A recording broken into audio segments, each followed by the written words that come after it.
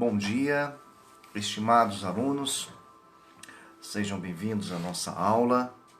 Hoje, dia 27 de maio de 2020, agora são 11 horas e 1 minuto. É muito bom estar aqui com vocês. Espero poder contribuir para o seu aprendizado, contribuir para a sua formação profissional, acadêmica. E hoje nós estamos aqui dando início às atividades do segundo bimestre. Estamos fechando as notas desse primeiro bimestre. E estou buscando colocar na minha página do Facebook e nos grupos também de WhatsApp algumas informações, alguns vídeos motivacionais para fazer com que você não desanime, que você acredite em você, que você possa vencer e superar esse momento, esses desafios. E depois eu vou estar dando uma devolutiva das atividades online que nós fizemos, especificamente a número 3, que foi a última, e a segunda, que foi antes de nós entrarmos de férias. Preparei um vídeo também para compartilhar com vocês, depois eu quero que vocês comentem aqui, como também no nosso grupo de WhatsApp, sobre essa questão da superação, sobre essa questão de nós vencermos os obstáculos, nesse momento de isolamento social, que as coisas estão confusas, muita insegurança, muito medo, né? Já faz mais de 40 dias, né, que nós estamos em isolamento social. Mas o importante nesse momento é nós manter uma saúde mental capaz de darmos condições de realizarmos as nossas atividades. Eu enquanto professor, você enquanto estudante e aluno. Então vamos lá, vamos ver o vídeo e depois vocês comentem, para depois eu dar início à aula propriamente dita, né? E agradecer a Deus aí por mais um dia, por mais uma oportunidade de estar aqui junto com vocês, de poder dividir, fazer uma troca, porque assim como vocês aprendem comigo, eu aprendo com vocês também. Então preparei esse vídeo, pois gostaria que vocês compartilhassem comigo o que vocês acharam.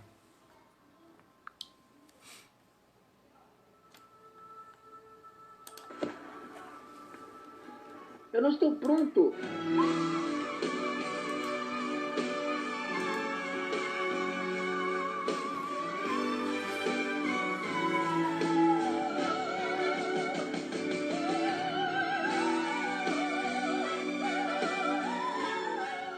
Eu não tenho braços nem pernas, mas sou grato por essa asinha de frango.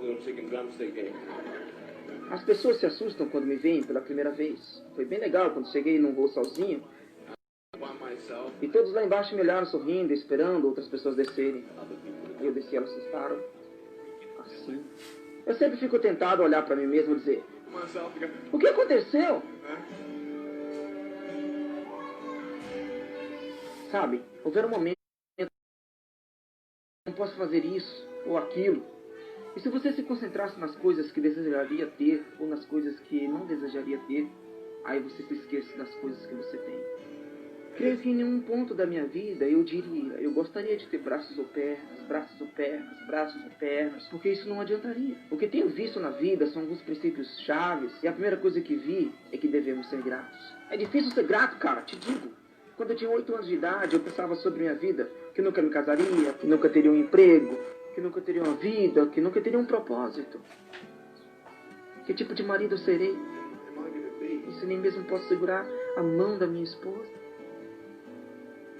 É uma mentira pensar que você não é bom o bastante. É uma mentira pensar que você não vale nada. Então você o que faz quando cai? Você se levanta, porque todo mundo sabe se levantar. É tão fácil quanto andar. Mas eu não vou a lugar algum. Mas eu posso dizer que há momentos na vida que você irá cair. E você vai sentir que não tem nenhuma força para se levantar. Você acha que você tem esperança? Porque eu te digo que eu estou aqui embaixo, com o rosto voltado para o chão, e eu não tenho braços nem pernas. Deveria ser impossível me levantar, mas não é. Veja, eu vou tentar me levantar 100 vezes. E se eu falhar 100 vezes, e se eu falhar e desistir, você acha que um dia eu vou me levantar?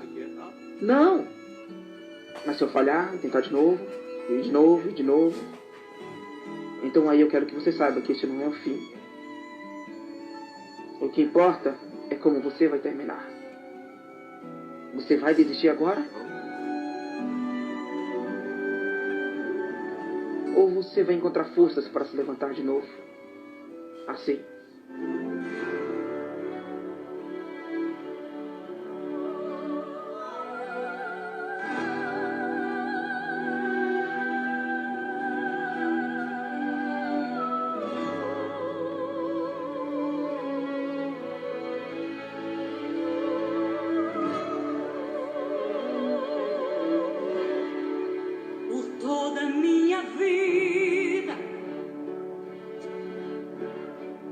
Senhor, te louvarei, pois meu fôlego é a tua vida e nunca me cansarei. Posso ouvir a tua voz, é mais doce do que o mel. Que me tira dessa cova e me leva até o céu. Já vi fogo e terremoto, vento forte que passou. Já vivi tantos perigos, mas tua voz me acalmou. Tu dás ordem às estrelas e ao mar os seus limites. Eu me sinto tão segura no teu colo altíssimo.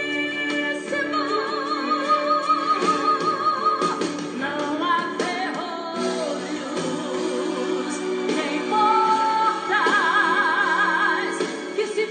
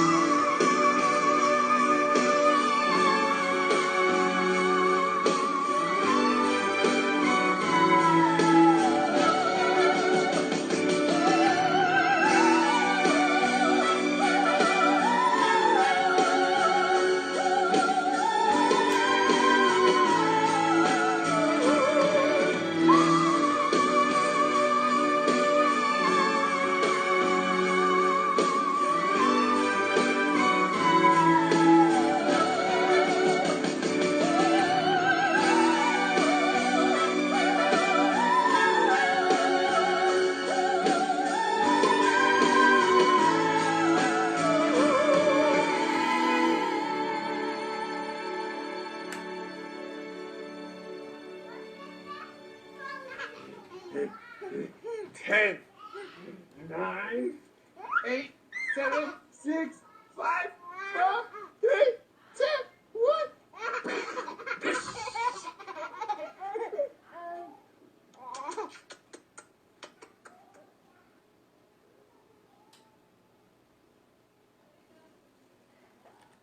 Muito bem, pessoal. Então, tá aí um vídeo que eu preparei para vocês falando sobre a questão da superação, tá? E serve para nós pensarmos, refletirmos sobre a nossa vida. Agradecer a Deus todos os dias, né, pela vida que Ele nos dá. E pedir para que Deus possa estar sempre conosco no nosso dia a dia. Peço para que Deus abençoe a cada um de vocês aí. Bom dia, Alexander. Vamos lá.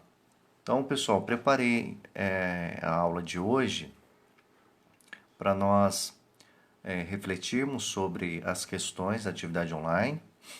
Essa semana também eu passei para vocês a atividade do segundo bimestre, né? Aqui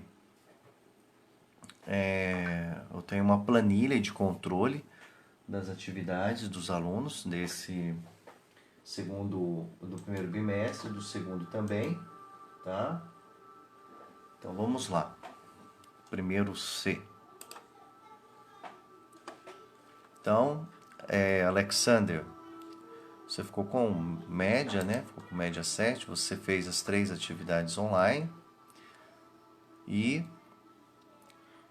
essa semana, né, eu preparei para vocês. Deixa eu localizar aqui um momento.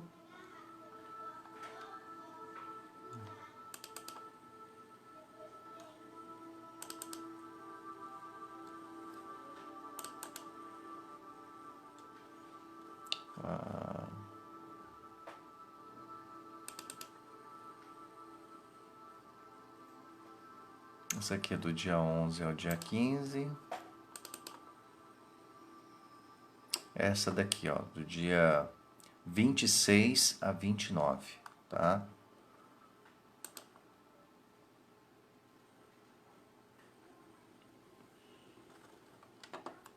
Está abrindo o arquivo.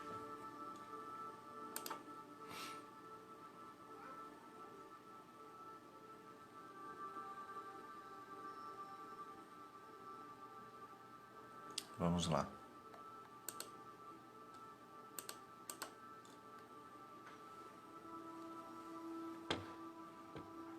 Olha lá, de 26 a 29 de maio.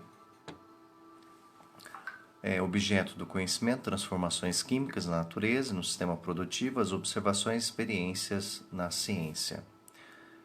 Calcular densidade, ler e interpretar textos enunciados, reconhecer a ocorrência de transformações químicas no dia a dia e no sistema produtivo, identificar formas de energia envolvida nas transformações químicas, tá? Então, o texto abaixo, né, já coloquei o texto aqui falando sobre as observações e as experiências na ciência, medições, o cotidiano e o científico. Como consequência do que foi explicado no item anterior, podemos agora dizer que verificar que o gelo derrete e a água ferve sobre a ação do calor, é uma observação do cotidiano. Verificar que ao nível do mar, o gelo puro derrete a 0 graus Celsius e a água pura ferve a 100 graus Celsius, é uma observação científica feita por meio de uma experiência controlada. Note que a ciência tenta se levar em consideração todos os fatores que podem influir nos resultados da experiência, ao nível do mar, gelo puro, água pura e etc. Assim, qualquer pessoa pode repetir a experiência e chegar aos mesmos resultados e acreditar no que foi dito. Na vida diária, tá? Na vida diária, usamos várias medições para controlar, por exemplo, as relações comerciais de compra e venda, nosso estado de saúde e assim por diante. Exemplificando, tecidos são medidos a metro, refeições são cobradas em quilogramas, velocidades são controladas em quilômetros por hora. A massa do nosso corpo é um dos índices de saúde. Até o ritmo de nossa vida é controlado em dias, horas e minutos. Então, nós temos a representação. Os velocímetros indicam a velocidade escalar instantânea. Para medir a massa dos corpos, utiliza-se balanças. No campo da ciência, as medições são ainda mais importantes. Medimos massa, volume, temperatura e inúmeras outras grandezas. Aqui definimos: grandeza é tudo aquilo que pode ser medido. Lembre-se também de que na experiência de fusão do gelo e vaporização da água, as temperaturas foram medidas com auxílio da unidade graus Celsius. Generalizando, dizemos que unidade é uma grandeza escolhida arbitrariamente como padrão. Em ciências, são usadas de preferência as unidades do chamado Sistema Internacional de Unidades. Veja alguns exemplos do Sistema Internacional. A unidade de tempo é o segundo. Seus múltiplos são minutos. Um minuto equivale a 60 segundos. Uma hora equivale a 60 minutos, e etc. A unidade de massa é o quilograma. Um múltiplo usado é a tonelada. Uma tonelada igual a 1000 quilogramas. Um submúltiplo usual é o grama. Um grama é igual a 0,001 quilograma, ou 10 elevado a menos 3 quilogramas. A unidade de comprimento é o metro. Um múltiplo usual é o quilômetro. Um quilômetro igual a 1000 metros, ou 10 elevado a terceira metros. Um submúltiplo usual é o centímetro. Um centímetro igual a 0,01 metros, ou 10 elevado a menos 2 metros. São derivadas do comprimento as unidades de área. Por exemplo, 1 centímetro quadrado é 1 centímetro vezes 1 centímetro. Volume. Por exemplo, 1 centímetro cúbico é 1 centímetro vezes 1 centímetro vezes 1 centímetro, que resultará em 1 centímetro cúbico. No caso das medidas de volume, também usamos o litro. 1 litro equivale a 1000 centímetros cúbicos, e o mililitro é igual a 1 centímetro cúbico, que é igual a 0,001 litros, ou 10 elevado a menos 3 litros. Nós temos uma charge, tá? Há quanto tempo vindes utilizando o sistema métrico decimal aqui em Ide? Desde que o rei descobriu que tinha mais de 100 centímetros. Por fim, devemos lembrar que as medições só são possíveis com o auxílio de aparelhos, instrumentos convenientes. Tanto no dia a dia como na ciência, esses instrumentos vêm evoluindo através dos tempos. Assim usamos relógio, cada vez mais precisos para medir o tempo. Nós temos a representação da ampulheta, que é esse daqui, ó. Relógio gótico do século XV e o relógio digital de pulso. Balanças cada vez mais precisas para medir as massas. Balança romana. Balança de 2 pratos. Balança eletrônica. As medições são tão importantes na ciência que o cientista William Thomson, que depois foi condecorado pela a rainha da Inglaterra e recebeu o título de Lord, e chamou-se a partir de então de Lord Kelvin, que viveu de 1824 a 1907, disse: afirmo muitas vezes que, se você medir aquilo de que está falando e expressar em números, você conhece alguma coisa sobre o assunto. Mas quando você não pode exprimir em números o seu conhecimento, é pobre e insatisfatório. Ou seja, a importância de uma variável, de uma grandeza, ser medida, ser comprovada, ser testada. Por isso que ele disse essa afirmativa. Temos uma outra história em quadrinhos aqui, ó. Perdemos todo o equipamento e metade dos homens na batalha de hoje. Bem, vou ter que contar a verdade para a imprensa. Senhores, vocês ficarão contentes em saber que conseguimos reduzir o nosso custo de guerra à metade. Percebem que os números podem ser utilizados de maneira a amenizar um dado estatístico triste. Fazendo um paralelo, atualmente nos noticiários nós somos informados sobre o número de pessoas contagiadas, pelo Covid-19. Também somos informados pelo número de pessoas que são curadas e o número de pessoas que vêm a óbito. Ontem, dia 26 de maio, foi divulgado o resultado que mais de 1.000 mortes foram ocasionadas por conta do coronavírus. Só que a gente tem que lembrar que cada número é uma pessoa, tem uma história.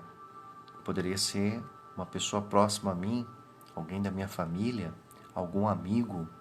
Por isso que nós temos que ter muito respeito e solidariedade às vítimas do Covid-19 e também ser solidário aos profissionais da área da saúde que estão trabalhando de maneira muito dedicada em ajudar as pessoas vítimas dessa síndrome respiratória aguda grave. Uma medição importante é a densidade. Nós tivemos oportunidade de estudar a densidade no mês de fevereiro. Para satisfazer as exigências da vida diária e também da ciência, novas medições foram criadas. Ao longo do tempo, no cotidiano é comum dizermos, por exemplo, que o chumbo pesa mais do que a madeira. No entanto, 1 kg de chumbo afunda, enquanto 1 kg de madeira flutua na água. É fácil perceber, porém, que tal comparação só se torna justa e racional quando feita entre volumes iguais. Então aqui, nessa primeira imagem, nós temos o volume de 1 centímetro cúbico de madeira. Se eu pegar esse cubo de madeira e colocar numa balança, ela vai ter entre 0,6 e 0,8 gramas. Se eu pegar 1 centímetro cúbico de água e colocar numa balança, ela vai me fornecer 1 grama. Se eu pegar 1 centímetro cúbico de ferro e colocar numa balança, ela vai me fornecer 7,86 gramas. Se eu pegar 1 centímetro cúbico de chumbo e colocar numa balança, ela vai me informar 11,4 gramas. Observe então que o chumbo ele vai ter maior massa do que o ferro, do que a água, do que a madeira. E se nós fazermos uma reflexão para o mesmo volume ter massas diferentes, Surge dessa comparação o conceito de densidade dos materiais, entendida como a massa dos pedaços iguais, volumes iguais, dos vários materiais. No exemplo acima, pequenos cubos de volumes igual a 1 centímetro cúbico. Matematicamente, essa ideia corresponde à seguinte definição: densidade é o quociente da massa pelo volume do material a uma dada temperatura.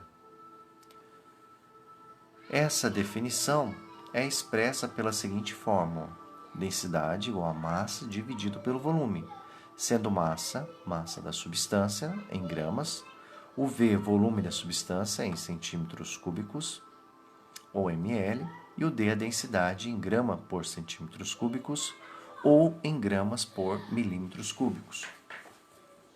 Nós temos duas imagens, uma de um iceberg e uma de um navio. Tanto o iceberg quanto um navio, ambos com milhares de toneladas, flutuam na água. Um caso particular importante é o da medição das densidades dos líquidos, que é feita diretamente pelos densímetros. Bom dia, Axia. Seja bem-vinda à nossa aula. Estou dando orientações a respeito da atividade remota relacionada ao nosso roteiro de estudo de química para essa semana, que já foi postado tanto no grupo do Facebook como no grupo do WhatsApp. Vamos lá. Esse instrumento, densímetros, é um tubo de vidro, como mostrado a seguir, cuja parte inferior é a mais larga e pesada do que a superior, que consiste em uma haste graduada em densidades. Colocado num líquido, o decímetro afunda mais ou menos, e a graduação da haste, que coincide com o nível do líquido, dá diretamente a densidade do líquido. Os decímetros são usados, por exemplo, em postos de gasolina, para medir a densidade do álcool vendido, em comparativas de leite, para comprovar a qualidade do leite negociado e assim por diante. Então, nós temos aqui, ó, a representação dos decímetros, tá? O decímetro indicado na figura A flutua na água, de modo que sua escala marca 1 grama por mililitro, densidade da água pura. Na superfície do líquido, o decímetro da figura B flutua numa solução de bateria de automóvel, carregada de modo que sua densidade marca 1,3 gramas por mililitro, densidade da solução da bateria carregada. O líquido da bateria é uma solução de ácido sulfúrico em água, apresentando densidade maior que a da água. Por isso que ela apresenta o decímetro, né? Aqui está marcando 1,3, tá? Porque ele flutuou, está marcando aqui 1,3, pois a densidade dessa solução aquosa é maior do que a da água. Continuando, outra informação interessante, ó. O decímetro localizado na parte central da foto confere a densidade do álcool em um posto de abastecimento. Depois nós temos aqui, ó, o lactodensímetro utilizado para medir a densidade do leite, porque infelizmente tem pessoas que adicionam outras substâncias para aumentar o volume do leite, alterando assim a sua densidade.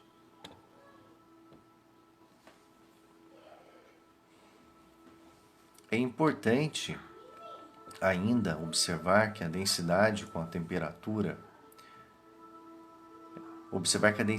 varia com a temperatura, pois o volume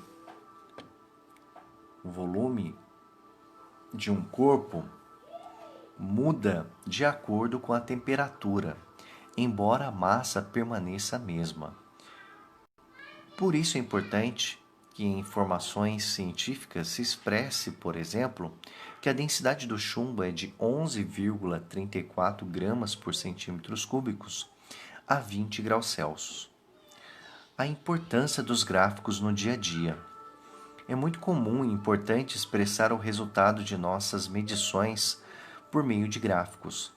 Ao lado, por exemplo, temos o gráfico que mostra a variação da densidade da água com a temperatura.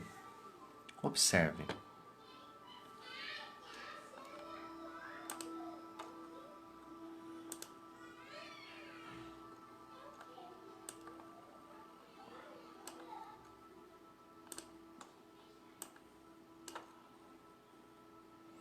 Observe o gráfico da densidade da água com a temperatura. Observe que a temperatura da água de 0 a 4 graus Celsius, de 0 a 4 graus Celsius, a densidade da água ela aumenta ligeiramente, de 0,999 para 1. Quando atinge de 4 a 10 graus Celsius, houve um aumento de temperatura, tá?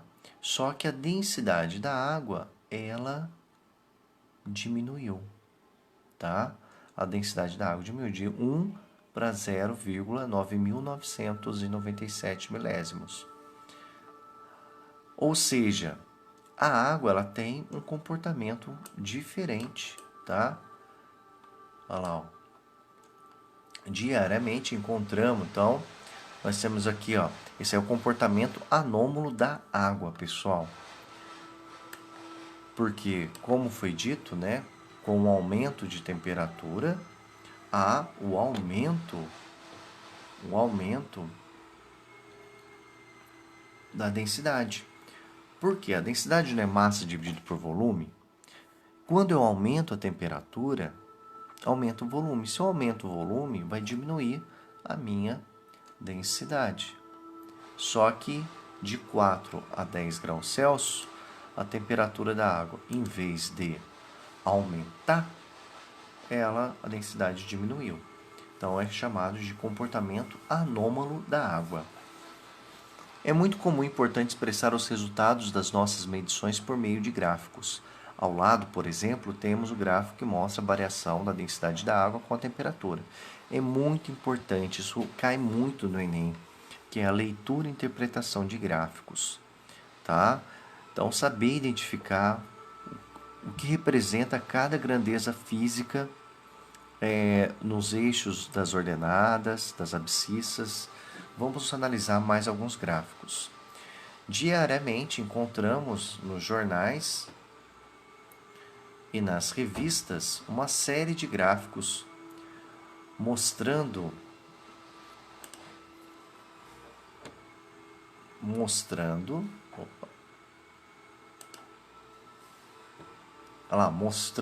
relações entre fatos do nosso dia a dia. Então nós temos aqui gráfico de linha.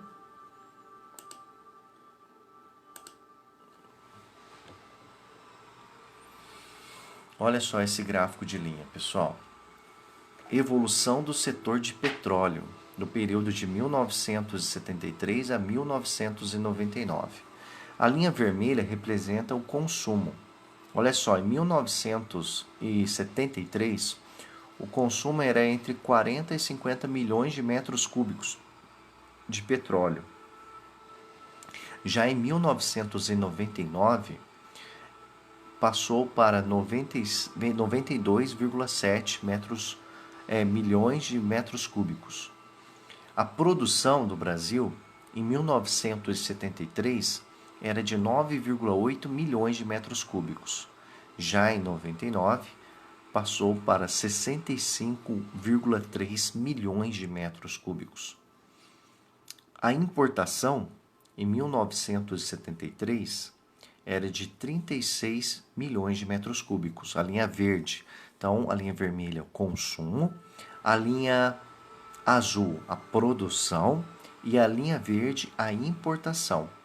Então, observe que em 1979, o Brasil importou mais do que produziu.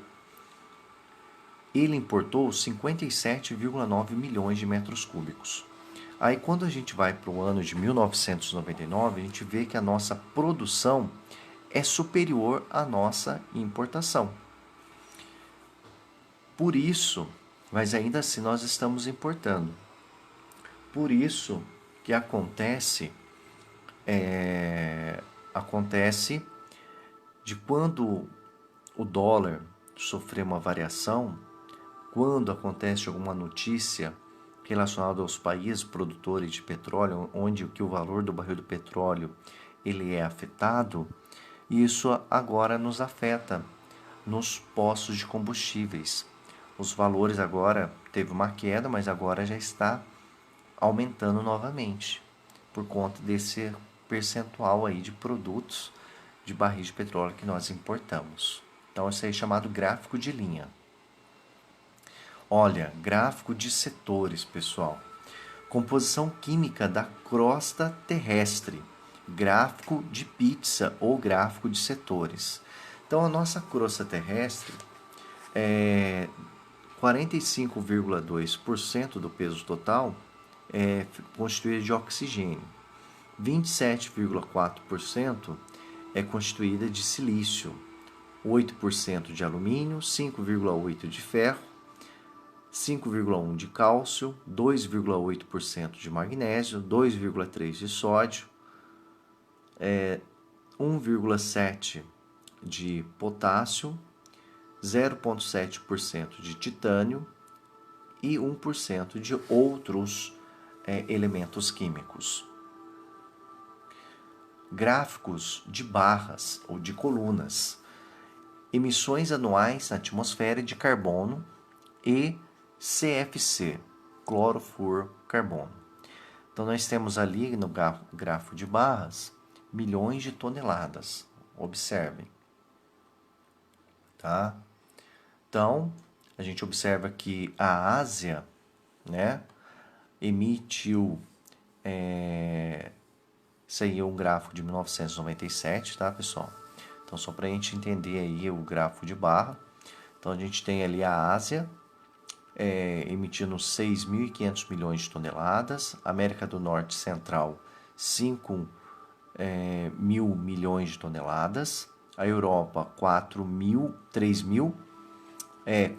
milhões de toneladas, a antiga União das Repúblicas Socialistas Soviéticas em torno aí de 3 mil milhões de toneladas, a África 672 milhões de toneladas, a América do Sul 595 milhões de toneladas e a Oceania 289.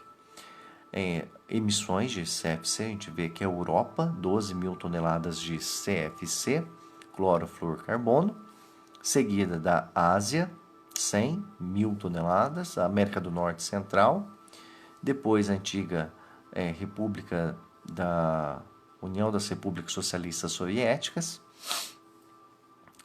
e depois aí em Oceania. Aí nós temos exercício, pessoal. Exercício, vamos lá. Esses exercícios que vocês vão ter que copiar no caderno, tirar foto e me enviar, tá bom? Olha lá, densidade é uma propriedade definida pela relação. Letra A, massa dividido por pressão. Letra B, massa dividido por volume. Letra C, massa dividido pela temperatura. Letra D, pressão dividido pela temperatura. Ou letra E, pressão dividido por volume. Quem pode responder essa pergunta para mim? Hein, Alex? Hein, Axia? Qual alternativa da questão 1 vocês acham que é correto? Vamos participar da nossa live.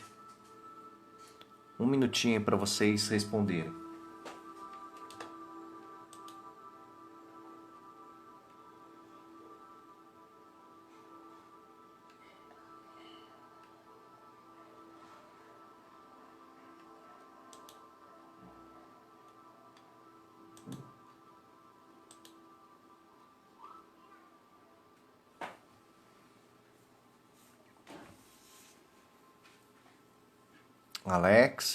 Axia e Alex.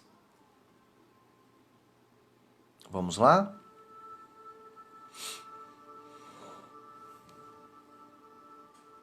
Muito bem. Vamos para a pergunta número 2. Um vidro contém 200 centímetros cúbicos de mercúrio, de densidade 13,6 gramas por centímetros cúbicos. A massa de mercúrio contida no vidro é: letra A, 0,8 kg, letra B, 0,68 kg, letra C, 2,72 kg, letra D, 27,2 kg ou letra E, 6,8 kg. Assim vocês vão ter que fazer o cálculo, né, da massa. A gente sabe que densidade é igual a massa dividido por volume. Para vocês saberem a massa, vocês vão multiplicar a densidade pelo volume.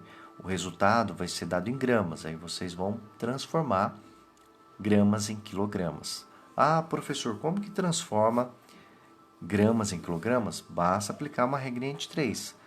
Se 1 quilograma equivale a 1000 gramas, gramas vai valer X, né? Ou basta você pegar o resultado e dividir por 1000. Questão número 3. Olha só a questão número 3. Em condições ambientes, a densidade do mercúrio é de aproximadamente 13 gramas por centímetro cúbico. A massa desse metal, da qual um garimpeiro de Poconé, Mato Grosso, necessita para encher completamente um frasco de meio litro de capacidade, é de... Pensa um pouquinho, pessoal. Ele deu o volume, você tem a densidade e você quer determinar a massa. Massa é igual a densidade vezes volume.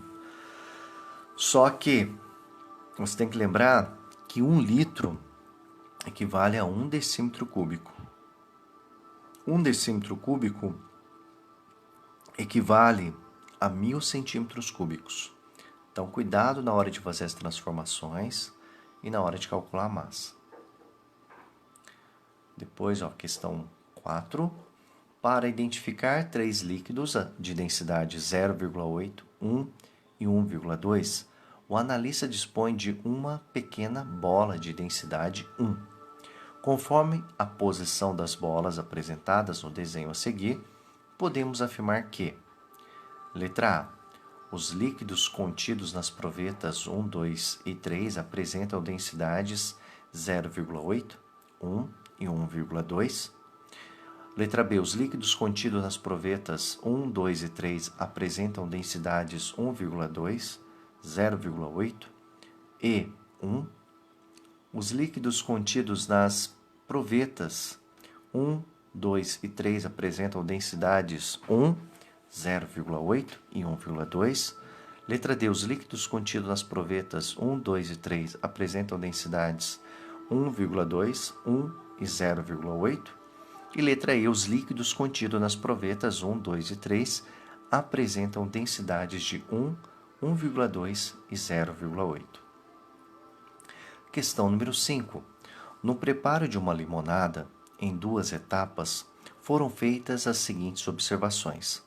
Primeira etapa, mistura 1. Ao se espremer o limão sobre a água, uma semente escapou e caiu no copo. Primeira observação. A semente imediatamente afundou na mistura. Segunda etapa, mistura 2.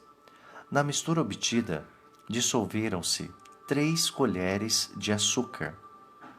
Segunda observação. A semente subiu para a superfície do líquido.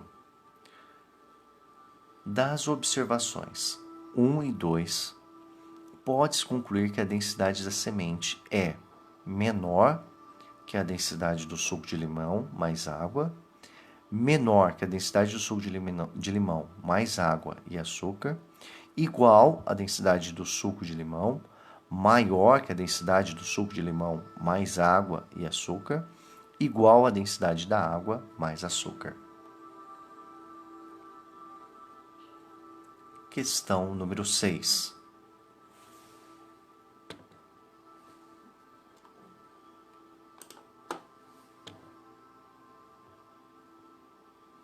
Olha só a questão número 6, pessoal. Em um frasco de vidro transparente, um estudante colocou 500 ml de água e sobre ela escorregou vagarosamente pelas paredes internas do recipiente 500 ml de etanol. Em seguida, ele gotejou óleo vegetal sobre esse sistema. As gotículas formadas posicionaram-se na região interfacial, conforme mostrado nessa figura. Então, nós temos aqui a região interfacial e as gotículas de óleo. Considerando-se esse experimento, é correto afirmar que a densidade do óleo é menor que a da água, a massa da água no sistema é 10 vezes maior que a de etanol, a densidade do etanol é maior que a do óleo, a densidade da água é menor do que a do etanol. Questão 7. Caiu no Enem. Um estudo sobre o problema do desemprego na Grande São Paulo, no período de 1985 e 1996, realizado pelo SEAD-DIESE, apresentou o seguinte gráfico sobre a taxa de desemprego. Médias anuais da taxa de desemprego total. Grande São Paulo, de 1985 a 1996. Observe que esse gráfico é um gráfico de linha. Olha o período 1985 a 1996. No eixo horizontal, o eixo X, ou eixo das abscissas, nós temos a informação relacionada ao ano. E no eixo vertical, eixo Y, também chamado de eixo das ordenadas, nós temos o percentual, ou seja, a taxa de desemprego total. Então, em 1985, a taxa de desemprego era de 12%. Já em 1992, a taxa de desemprego é 15 alguma coisa por cento. Já em 96, olha só, 92, 96, mais ou menos 15%, tá? Vamos ver as alternativas, o que o exercício pede. Pela análise do gráfico, é correto afirmar que no período considerado, letra A, a maior taxa de desemprego foi de 14%. 14%. Traçar uma linha aqui, ó. A gente vai ver que não é bem 14%. A taxa de desemprego no ano de 1995 foi a menor do período. 1995, a gente vem aqui, tá? E analisa. Foi a menor? Não. A partir de 1992, a taxa de desemprego foi decrescente. Letra D. No período de 1985 e 1996, a taxa de desemprego esteve entre 8% e 16%. A taxa de desemprego foi crescente no período compreendido entre 1998 e 1991. Pense um pouquinho, respondam. Vamos lá, questão número 8, pessoal. O esquema representa 3 tubos de ensaio de mesmo diâmetro, contendo cada um a mesma massa dos seguintes líquidos incolores: água, acetona e cloroformo. Dadas as densidades, densidade da água 1 grama por centímetro cúbico, densidade da acetona 0,8 gramas por centímetros cúbicos, densidade do cloroforme 1,4 gramas por centímetro cúbico, podemos afirmar que os tubos 1, 2 e 3 contêm, respectivamente, letra A, acetona, água e cloroformo, letra B, acetona, cloroformo e água, letra C, água, cloroformo e acetona, letra D, cloroformo, água e acetona, letra I, cloroformo, acetona e água. Esse exercício acho que nós fizemos em fevereiro, dá uma olhadinha no caderno. Fica a dica. Questão 9. Em um becker com 100 ml de água são colocados 20 ml de óleo vegetal, um cubo de gelo e uma barra retangular de alumínio. qual das figuras melhor representa a aparência dessa mistura, tá? A mistura é 100 ml de água, 20 ml de óleo vegetal, 1 cubo de gelo, e uma barra retangular de alumínio, tá? Ok? Pensem um pouquinho. E a questão número 10.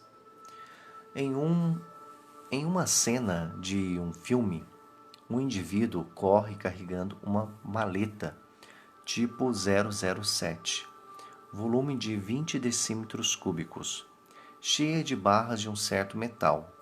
Considerando que um adulto de massa média 70 kg pode deslocar com uma certa velocidade, no máximo o equivalente à sua própria massa, indique qual o metal contido na maleta, observando os dados da tabela. Dado: 1 centímetro cúbico igual a 1 litro igual a 1000 centímetros cúbicos. Temos as densidades ali, ó, alumínio 2,7, zinco 7,1, prata 10,5, chumbo 11,4 e ouro 19,3, todos gramas por centímetros cúbicos. Então, a partir disso aí, pensa um pouquinho e selecione a alternativa correta. Então, essa é a atividade dessa semana. Outra atividade que eu queria fazer é essa daqui, pessoal. Correção, tá? Da devolutiva das atividades online. Vou ver se eu monto também uma atividade online essa semana. Então, isso aqui é o resultado, pessoal, da atividade online, a última que nós fizemos, né? Que foi do dia 11 ao dia 15 de maio. Então, a gente observa que aqui, ó, a maior parte dos alunos, né, conseguiu notas superiores a 5, né? A questão 4 e 5 foram as questões que apresentaram maior número de erros, né? E essa atividade eu recebi 43 respostas. Então, a questão 4, 21 alunos erraram, e a questão 5, 17 alunos erraram. O vermelho, pessoal, 32,6% foi o percentual de alunos do primeiro ano B, 41,9% primeiro ano A e 25,6% primeiro ano C, ou seja, apenas 25,6% desses 43, né, fizeram a atividade online, tá? A questão número 1, pessoal, a resposta correta era a letra C. 62,8% dos alunos acertaram. 25,6% dos alunos erraram, pessoal, colocaram a alternativa B. E 3 alunos colocaram na alternativa A, 1 aluno na D e 1 aluno na I. Vocês lembram qual que era a pergunta? 1. Olha só qual que era a pergunta número 1, pessoal. A mistura de água e álcool é, letra A, homogênea gasosa, letra B, heterogênea líquida, letra C, homogênea líquida, letra D, heterogênea sólida líquida ou letra E, simples. Pessoal, essa pergunta, né, que é na Universidade Federal do Acre, é uma pergunta de nível básica, né? Mistura de água e álcool, pessoal, só pode ser homogênea líquida, letra C. Heterogênea líquida, por mais que sejam substâncias diferentes, né? Água e álcool, a gente está usando muito álcool em gel, né? A gente pode ver que tem algumas características comuns. Por quê? A molécula de água é polar e o álcool também é polar. Tá? É do grupo hidroxila OH. Então a água e o álcool se misturam muito bem, tá? Então, ela só pode ser uma mistura homogênea líquida. Questão número 2. A questão número 2 teve um percentual de acerto já melhor do que a número 1. Foram 76,7% de acertos, né? Ou seja, 33 alunos colocaram na letra D, né? E um percentual ali de 11,6% que colocou na letra B, a alternativa errada. Olha só, pergunta número 2. Escolha a alternativa correta, né? Considere as misturas. Mistura número 1, areia e água. 2, sangue. 3, água e acetona. E 4, iodo dissolvido em álcool etílico. Classificam-se como homogêneas. Pessoal, areia e água são heterogêneas. O sangue também é heterogêneo. Então, água e acetona, né? Acetona muito utilizado nos salões de beleza para remover esmaltes, né? Então, nós temos a água e acetona, depois iodo dissolvido e álcool etílico, né? Então, exemplos de misturas homogêneas, né? Então, por isso que a alternativa correta é a letra D de dado. Questão número 3, né? Questão número 3, 69,8% acertaram, colocaram a alternativa B. 14% colocaram na D. 2,3% na E, 9,3% na C e 4,7% na A. Vamos lembrar aqui, ó, a pergunta da 3, ó. Em um sistema bem misturado, constituídos de areia, sal, açúcar, água e gasolina, o número de fases é. Para nós identificarmos o número de fases, nós temos que observar. Como ele fala um sistema bem misturado, eu sei então que sal, açúcar e água vai estar bem diluído, vai estar formando uma fase só. Já areia e gasolina não vão se misturar com a água, tá? Então, nós vamos ter aí, ó, letra B, três fases. Questão número 4. Questão número 4 que me chamou mais atenção. 48,8% apenas que acertaram, menos do que 50%. Foi bem distribuído, né? 18,6% na alternativa C, 16,3% na D, 11,6% na A. Vamos lembrar da pergunta, né? Observe a representação dos sistemas 1, 2 e 3 e seus componentes. O número de fases em cada um é respectivamente. Então vamos lá. Sistema 1, eu tenho óleo, água e gelo. Sistema 2, água gaseificada e gelo. Sistema 3, óleo, gelo, água salgada e granito. Observem, pessoal. No primeiro, número de fases, pessoal, número de fases. Observe que no primeiro eu posso ver o líquido, eu posso ver o gelo, tá? Eu posso ver uma outra mistura, né, que é o óleo. Então eu observo que eu tenho 3 fases, né?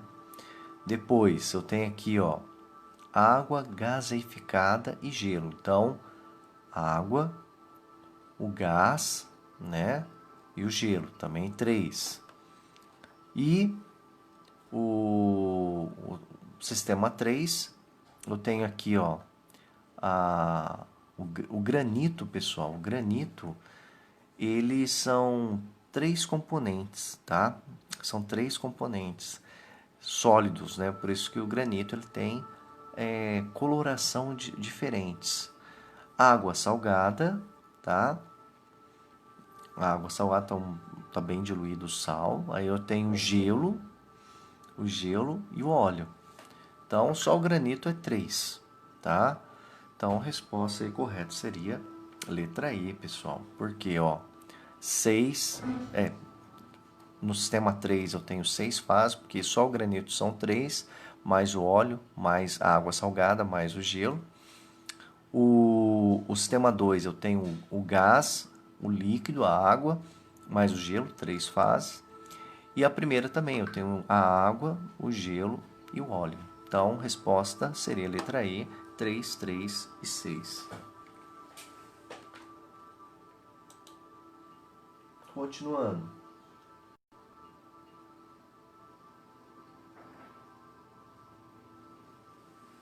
Vamos lá, pessoal. Questão 5, olha só, questão 5, pessoal. A letra B era a resposta e apenas 39,5% dos alunos acertaram. Também chamar a atenção. Olha só, em um laboratório de química foram preparadas as seguintes misturas. Mistura 1, água e gasolina. Mistura 2, água e sal. Mistura 3, água e areia.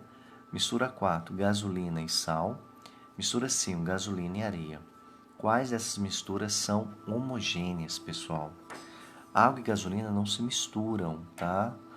Água e areia também não. Gasolina e sal também não. Gasolina e areia também não.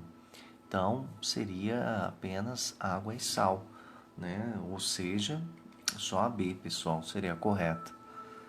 Ok? Questão, muitos alunos erraram. Pergunta 6, ó, 67,4% acertou a questão 6. Como que é a questão 6? Constitui um sistema heterogêneo. A mistura formada de cubos de gelo e solução aquosa de açúcar, gases nitrogênio e dióxido de carbono, água e acetona, água e xarope de groselha, querosene e óleo diesel. Pessoal, então como foi ali, ó, quantos por cento mesmo? 67,4% responderam a letra A, que é cubos de gelo e solução aquosa de açúcar, glicose, né? Representação de sistema heterogêneo, porque eu tenho água, eu tenho açúcar, e como tem a solução aquosa e tem cubos de gelo, representa aí um sistema heterogêneo. Questão 7, letra C, a resposta, apenas 51,2% dos alunos acertaram. Olha só como que era a pergunta 7. No sistema representado pela figura a seguir, os números de fases e componentes são respectivamente. Então, nós temos lá óleo, cubos de gelo e água. Eu tenho 3 fases, galera. Só que eu tenho apenas 2 componentes. Tá? Eu tenho o óleo e a água no estado sólido, então 3 e 2, né? Letra C. Questão número 8, pessoal, resposta 67,4% acertaram essa questão, tá? Misturando, agitando bem, deixando um certo tempo em repouso, diga quantas fases surgirão em cada um dos sistemas. Água e álcool. Uma fase só, porque eles misturam bem. Água e éter, uma fase também. Água, álcool e acetona, uma fase também. Água, álcool e mercúrio, 2 fases. Água, gasolina e areia, 3 fases. Questão 9, 67,4% acertaram essa questão, né? Alternativa A. Resfriando-se progressivamente a água destilada, quando começar a passar do estado líquido para o sólido, a temperatura permanecerá constante enquanto houver líquido presente. E a questão 10, a resposta é letra B, 67,4% dos alunos acertaram essa questão. é o naftaleno, comercialmente conhecido como naftalina, empregado para evitar baratas em roupas, funde em temperaturas superiores a 80 graus Celsius. Sabe-se que bolinhas de naftalina a temperatura ambiente têm suas massas constantemente diminuídas, terminando por desaparecer sem deixar resíduo. Essa observação pode ser explicada pelo fenômeno da letra A, fusão, letra B, sublimação, letra C, solidificação, letra D, liquefação ou letra E, ebulição. Pessoal, passagem naftalina, né, ela passa do estado sólido para o gasoso, ocorre aí a sublimação, tá bom? E vou encerrar por aqui. Desejo a vocês agora já são 12 horas e 7 minutos. Desejo uma boa tarde, bons estudos, fiquem com Deus. Qualquer coisa, estamos aí para tirar dúvidas. Tchau, tchau, pessoal.